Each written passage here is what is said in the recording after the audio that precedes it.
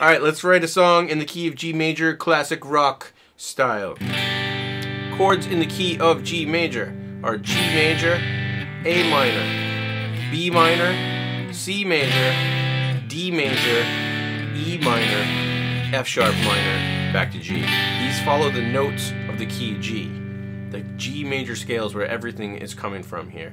Starting on the 6th string 3rd fret for a G major scale. 6-3 or 2nd finger. 6-5, 4th finger. Next string, 5th string 2nd, 1st finger. 5th string 3rd, 2nd finger. 5th string 5th, 4th finger. 4th string 2nd, 1st finger. 4th string 4th, 3rd finger. 4th string 5th, 4th finger.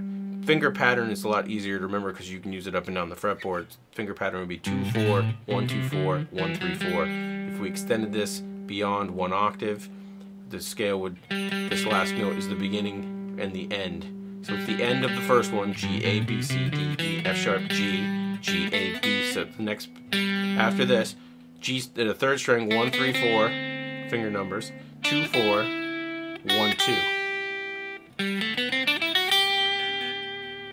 Alright, so the whole pattern, 2-4, 1-2-4, 1-3-4, 1-3-4, 2-4, 1-2. You can use this to solo, you can write melodies with this. We're going to use the chords. Chords are always following the same pattern. Major, minor, minor, major, major, minor, minor. That's a simplified version of that. We're not using any kind of 7th chords. Alright, so here's how you do it. Pick 4 random numbers 1 through 7.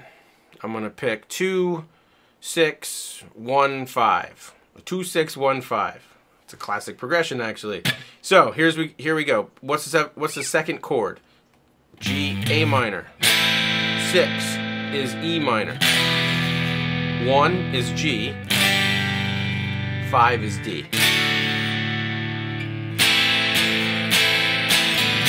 Now you just start out by keeping things even when you strum them. So you can do them 4 times a piece, 3 times a piece, twice.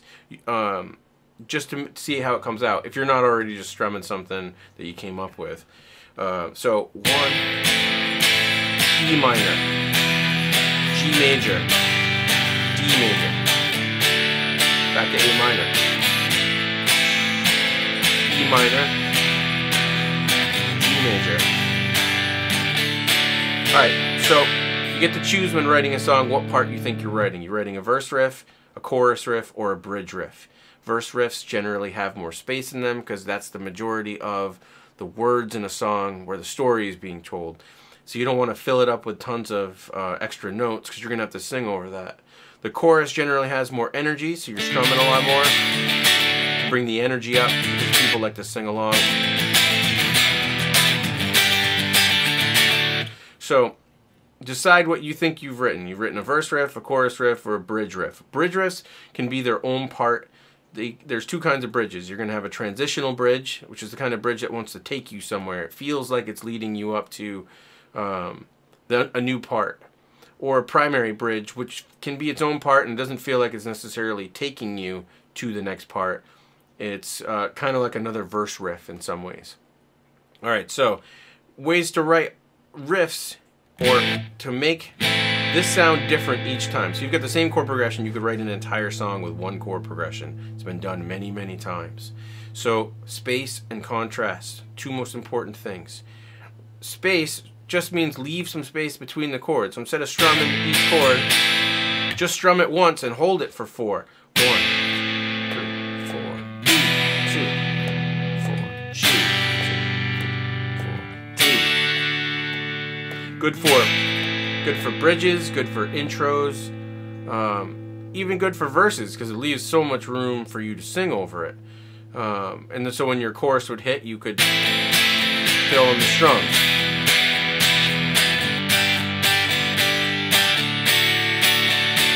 Another technique is to arpeggiate the chords, so play each note separate.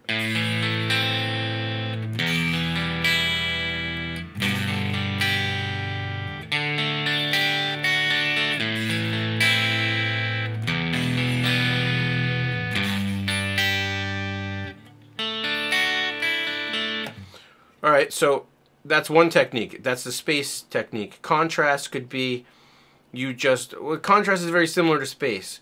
you contrast each part so you don't have what sounds like the same thing going for the entire song. So if one part's real busy, the next part should be kind of open. If one part has a lot of arpeggios in it, maybe the next part is just strumming.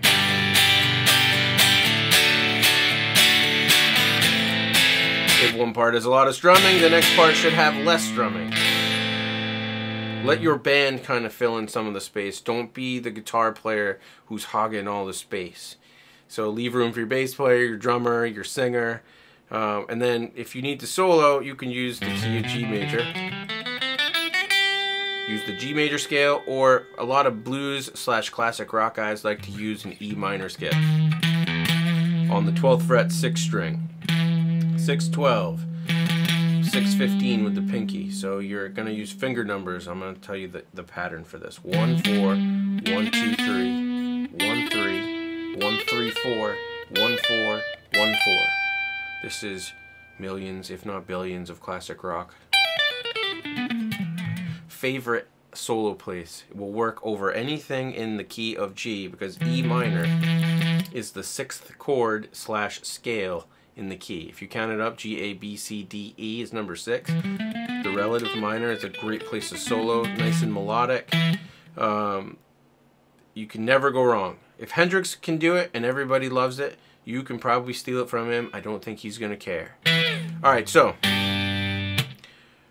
to put these together, you need to have a few riffs. You could play the same pattern over and over again and just play it with different rhythms. Or you could write another pattern using the same technique we did with the 4 random numbers 1 through 7. So if you like what you came up with and you want to write a new part, just use the same method. 4 random numbers. It doesn't have to be 4. It could be 3 random numbers.